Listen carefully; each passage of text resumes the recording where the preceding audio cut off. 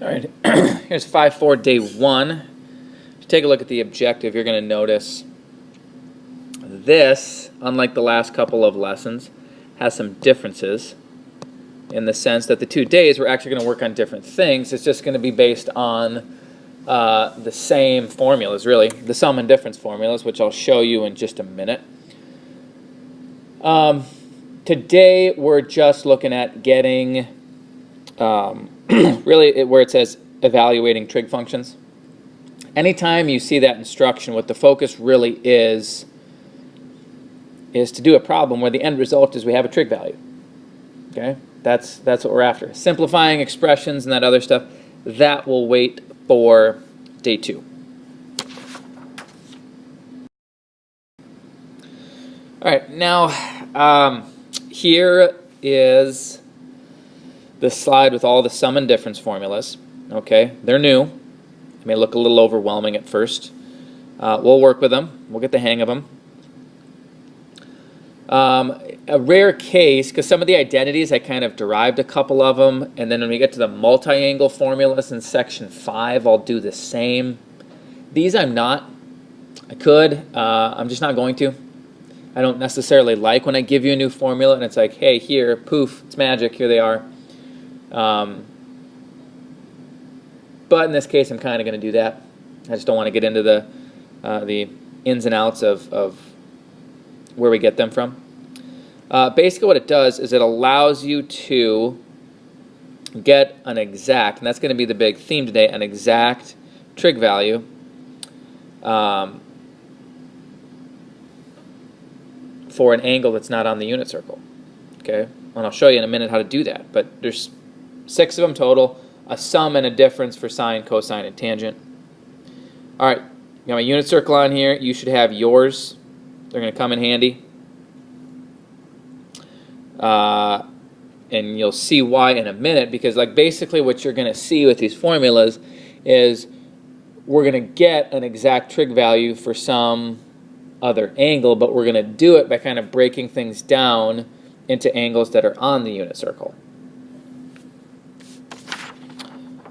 which may or may not have made any sense, but let me show you what I mean.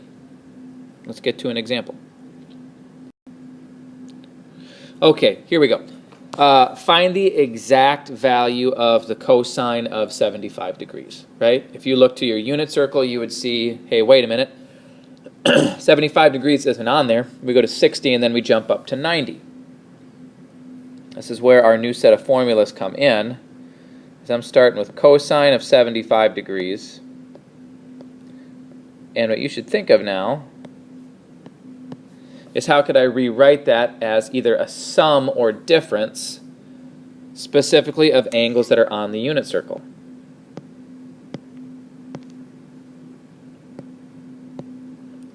I'm going to do this one as a sum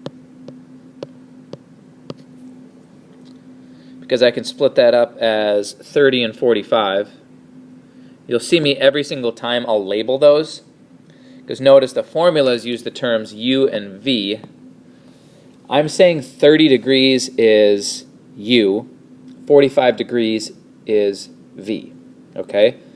So now what I got to do is go find my cosine sum formula, the one that says cosine of u plus v. Okay, that's the one I'm looking for. And it states that this would be equal to the cosine of 30 degrees times the cosine of 45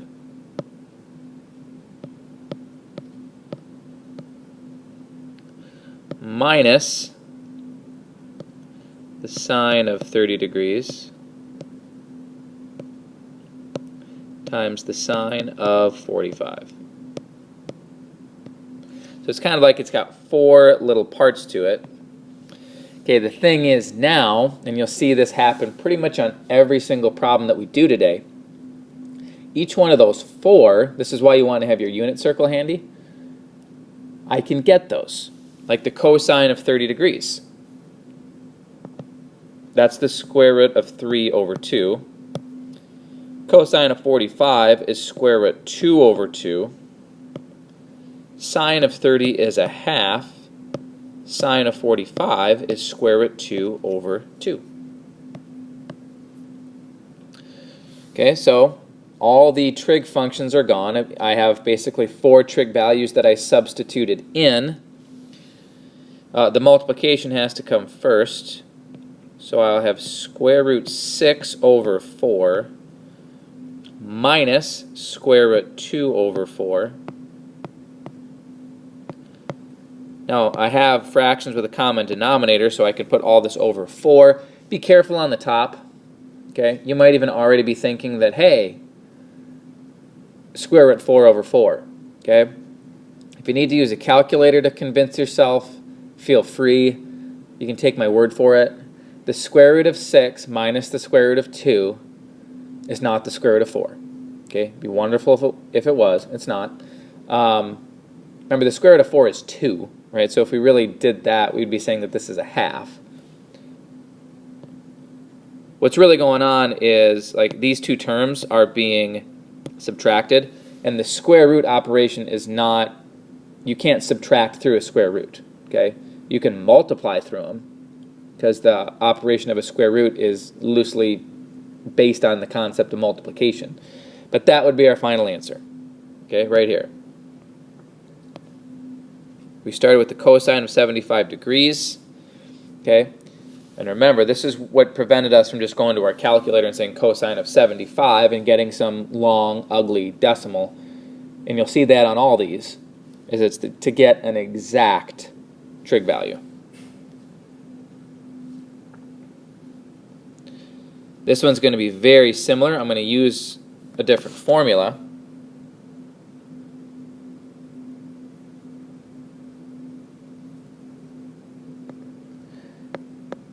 But if you kind of followed that last one pretty well, this is probably one, I mean, they're really, really similar, honestly. You could pause and try this one on your own. On some of these, you'll find there's multiple ways to split it up. I'm going to do a sum again. I just kind of go with whatever way occurs to me first, like 105.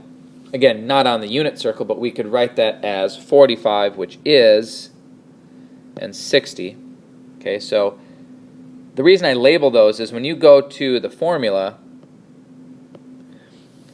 you should be thinking everywhere, like, so I need the sine sum formula. On the sheet I gave you, it's the very first one right on top. Okay? So like right off the bat, I see sine of u. If you have those labeled, you should think wherever I see a u, put a 45. Right? U is 45. V is 60. Okay?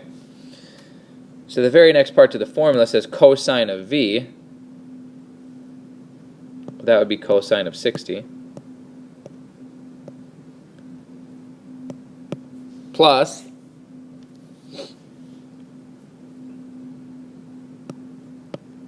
it says cosine of u, which is 45, times the sine of v, which would be sine of 60. Okay? Even though it involves sine, like it's a slightly different formula, but I'm hoping you feel like this one seems almost just like the one we did. Same theme again here, where we just go through, and each of these 4 trig functions that I broke it down to, I'm going to the unit circle, I'm getting all their trig values. You probably notice a lot of like the similar looking numbers are showing up. Now the answer kind of looks the same, but be very clear on this one, it's not.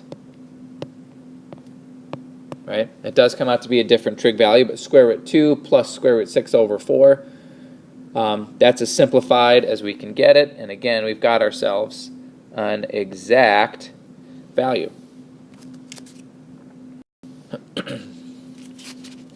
Okay, so you've got a couple options here. I don't necessarily care which approach you take, but it's the same idea, but I'm going to show you one in radians. Okay, now let me just speak to this right away because this always comes up. right? With the fraction element, you will very quickly find, with this first step, of kind of finding how to break down the number that I have. It's harder in radians, okay? It really is. So if you like immediately had the thought like, hey, just switch this over to degrees and do it that way, you know, and then 15, I'm already thinking of 45 minus 30, okay? You could certainly do it that way. I don't care, all right? Just you need a quick reminder that for radians to degrees, the conversion factor is 180 over pi, and if you want to go that route, that's good. I do want to give you an example so you have the option here, because once you switch it to degrees, it's just like the other two, so I don't want to show you that one again. So I'll show you how this would work in radians, okay, if you want it to stay in that in those units. And it's not like on a test, I wouldn't say that you can't switch it. You know, if you want to take the route of switching it, you know, I'm not going to stop you. All right, so I'm going to start in quadrant 1, and that's typically where you'll find most of the ones that we're dealing with. So I go and like I get pi over 6, right? And I'm like, okay, that's 2 pi over 12. That's one possible number I could use. Pi over 4 is 3 pi over 12. Pi over 3 is 4 pi over 12. Let me just get these labeled here so you know where these are coming from. That was pi over 6. This was pi over 4. This was pi over 3. I'm kind of listing off some possibilities, right, until I find two of them that fit this, right? Like that's what I need, is I need to get to pi over 12, okay? Now this one isn't crazy difficult because the numbers that you can use do keep you in quadrant 1, but I notice right here, and it's much easier to see with the common denominator.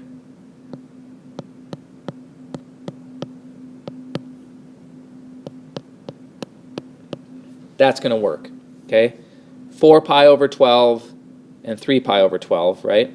Now when I write this out here, sine of pi over 12, because my goal is to get its exact value. I want to have references now that go back to the unit circle. So from looking at this, I see that 4 pi over 12 is pi over 3. 3 pi over 12 was pi over 4.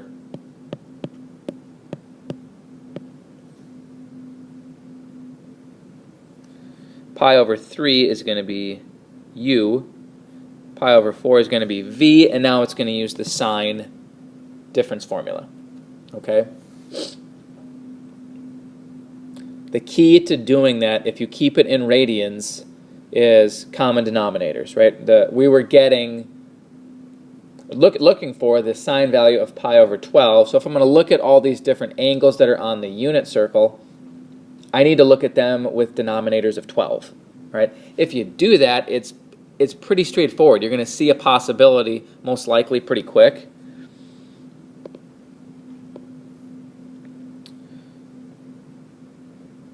And from here, it's really, you know, I've got my u, I've got my v. It's the second one from the top, the sine difference formula, which says sine of pi over 3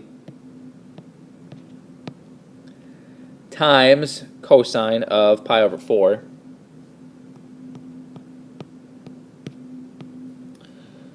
right? And again, as I'm doing this, I have my list of formulas, and I'm just going through. Like wherever I see sine, write sine. Wherever you see cosine, write cosine. But then again, wherever I see u, I put in a pi over 3. Wherever I see v, I put in pi over 4. So the formula says minus cosine of u is pi over 3, times sine of v, which was pi over 4.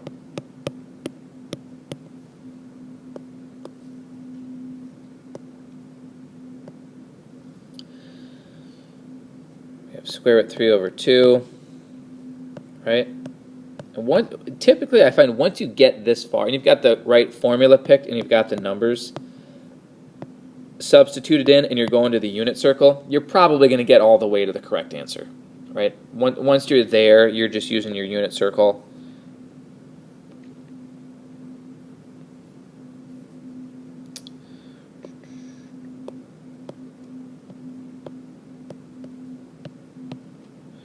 And you will find kind of a pattern with a lot of these, that you get answers that kind of look very similar, even though they might be a little bit different. This one's actually the exact same as the first one. That's not going to happen all that often. What's going on is this was 15 degrees and the first one was 75. You actually have, it really gets to one of your co-function identities. 75 and 15 add up to 90 degrees. So we saw the cosine value of 75 is the same as the sine value is 15. Okay? Bottom line that you need to be aware of, that's just a coincidence that the answers came out to be the same. Won't happen all that often. All right, last one we'll do. It's kind of like using the formulas backwards. I want to find the exact value of this. Okay, so I'm simplifying this expression. It kind of looks like the right side of our formula. So what I'm sort of after right now is which one does it really look like? Okay? Which does it really look like? I'm noticing two things. Okay? Right off the bat, it starts with a sine, like a sine function. If it was one of the cosine formulas, those have like two cosine terms before the addition or subtraction. So right off the bat, as far as what I'm saying this equals, I narrowed it down to sine. And I'm really thinking that we started with 4 of them. I'm hoping you saw this right away and you ruled out tangent. Okay, we're not going to talk about those tangent ones until day 2. In example number 6, we'll get to them, but I figured sine and cosine were plenty for the first day. Okay, and the other thing I notice here is there's a subtraction sign in the middle. That goes along with the sine difference formula. Okay, which would mean that's u, that's v, that's u, that's v. Okay, so if it's a sine difference, that means that whole mess that I was given is equal to that. 42 minus 12 is 30 degrees. This does take me to the unit circle. Okay, the sine value of 30 degrees is a half. Okay, so 1/2 would be the exact value of that whole expression. It's kind of like we use those formulas in reverse order. We started with the right side and got over to the left side to get the exact value.